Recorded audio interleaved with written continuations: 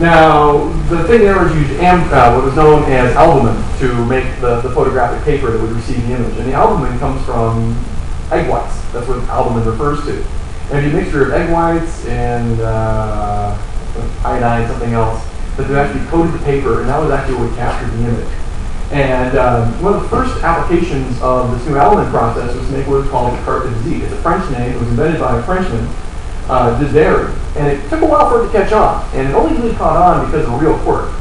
And you've been doing these things for years. No one really knew about them or knew what to do with them. Well, then Napoleon III came marching through the town where Desdery was doing his work there, and Napoleon III sat to have his carte de visite taken.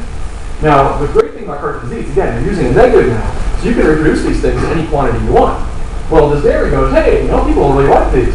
So he started making batches and batches and batches of these Napoleon III CDVs. So everybody in France had to have one. It was like the baseball card of its day. And the English found out about this, and next thing you know, there's CDVs being made of Victoria and Albert. And those are being passed around like crazy. It got to the point in the 1860s, early 1870s, they had what they called cartomania, where people were just, because then people get their own CDVs made as well. So there are all these studios where you go and get your CDVs made, and you can pass these things out to your friends. And then you can collect CDVs of famous people. Even today, the pictures of Civil War generals are still very collectible. And so it was one of those things where, hey, that gets your CDVs on. Next. So here's an example of a CDV. We have a gentleman here in his frock coat. And that's, again, normally CDVs are still very stiff, formal studio poses. This is going to be a more affordable process as we're going along here, but we're still very stiff, very formal. It's still an important business having a picture taken.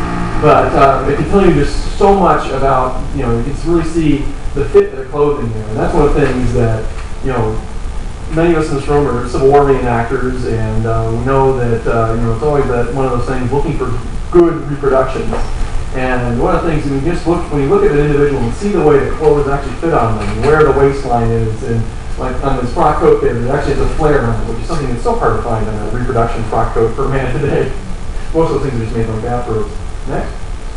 Okay, now next of the studio photographic processes was sort of a scaled up version of the CDV. It was known as a cabinet card. And this came out in the 1870s. And this was a larger version of the CDV. The CDV is about the size of a big tall card, thereabouts. But the cabinet card is, like it says, it's a larger card. This was intended to be framed. This particular example here actually shows a gentleman wearing the same outfit here, the one similar to it, the Knights Templar. But these were larger, they're mounted on thick cardboard, and again, still using the albumin photographic process. Next. And here's an example of a cabinet card. Again, it would be about the same size as this one I have here in my hand. And you can see it's blown up there, and you can see there's 3 women with a small baby. And talking about some sizes, this can get a little dry, but you can just see it here. When you talk about the photographic processes, normally you don't talk about them in sizes by inches and things like that. And that's just an early, because there's some variation there. Generally it's because when they first start taking pictures, this is the same for ambrotypes, daguerreotypes, and tintypes, a whole plate would be about 6.5 inches by 8.5 inches. And that would be the whole plate that would be inserted into the camera, whether it be the plate of glass, or the plate of copper, or the plate of iron. And once that was exposed, do we have a full plate image? Yes. Ah, very good. This is actually what they call a full plate image.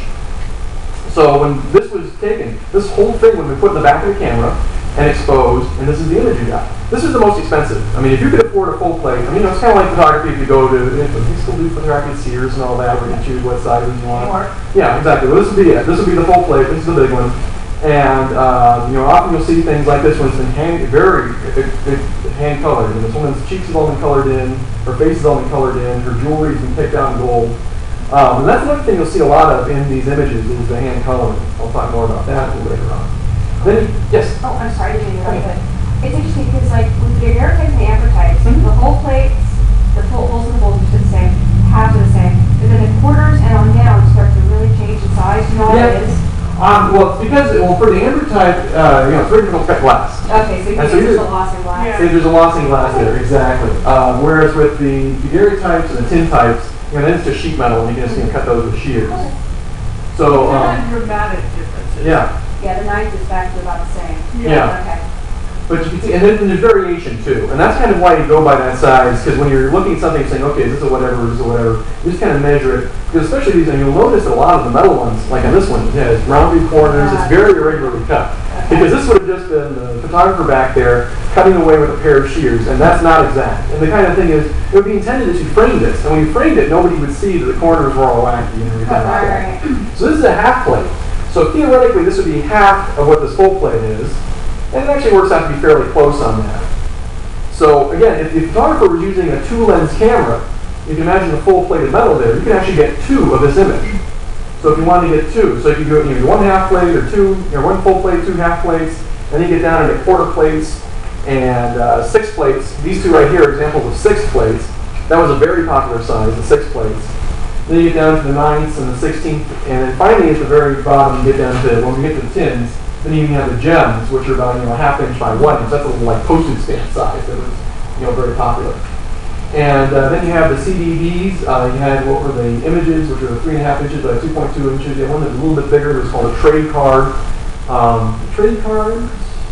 Or essentially the size. It was just the size, yeah. And there are many different manufacturers, many different processes. There are a whole bunch of different people selling photographic supplies, particularly in the United States.